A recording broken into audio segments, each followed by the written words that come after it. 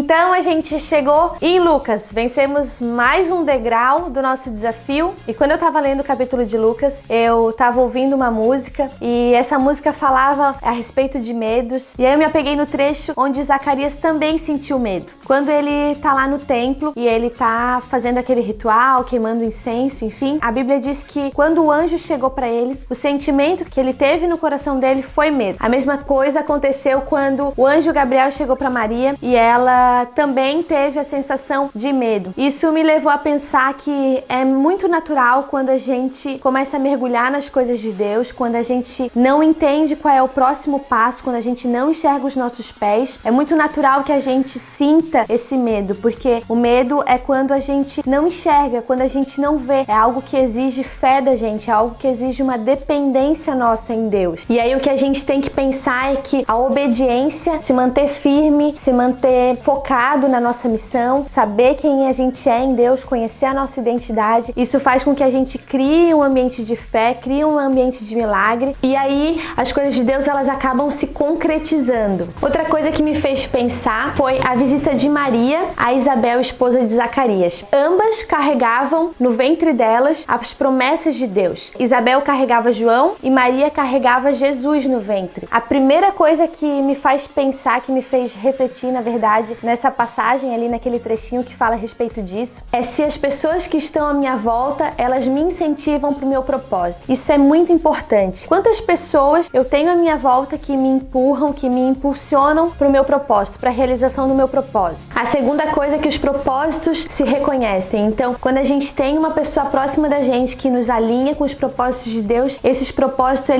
eles se reconhecem. A Bíblia diz que quando Maria chegou, e só com a saudação de Maria a Isabel, o ventre dela se agitou. Ou seja, João no ventre de Isabel reconheceu a voz de Maria. Ou seja, os propósitos eles se unem, os propósitos eles se reconhecem. E é por isso que eles começam a caminhar junto em alinhamento, eles fazem você chegar no cumprimento das promessas de Deus para tua vida. E a terceira coisa é que a Bíblia diz que quando Maria se aproximou, Isabel se encheu do Espírito Santo. Quando nós temos as pessoas certas no nosso lado, essas pessoas elas são também canal de Deus para nossa vida. Elas nos edificam, elas estão no nosso lado para trazer coisas de Deus. E foi o que Maria fez naquele momento na vida de Isabel. A Bíblia ainda fala que Maria ficou 3 meses com ela. Ou seja, Maria esteve ali do lado dela apoiando nesse tempo de gravidez. A quarta coisa que eu quero te dizer é que relacionamentos bons, relacionamentos saudáveis, eles são frutíferos. Isabel gerou João e ele cumpriu um papel importante na missão de Jesus. E Jesus, ele cumpriu um papel mais do que importante pra gente e a gente vive isso até hoje. Então, dessa relação entre Maria e Isabel, a gente colhe, a gente pode aproveitar, a gente pode usufruir até os dias de hoje dessa semeadura. Então, uma conclusão que eu quero te dar hoje é que a comunidade, ela é muito importante. O meio que você vive é muito importante. Não tem como a gente viver um processo, não tem como a gente viver uma missão para Deus sozinho. A gente precisa de pessoas que estejam ao nosso lado, de pessoas que nos motivem, de pessoas que nos ajudem a edificar o nosso espírito e de pessoas que frutifiquem também na nossa vida para que o fardo comece a se tornar um pouquinho mais leve e para que a gente consiga ir caminhando e tendo entendimento a respeito das coisas de Deus pra gente. E o Alicerce termina aqui. Até o próximo vídeo.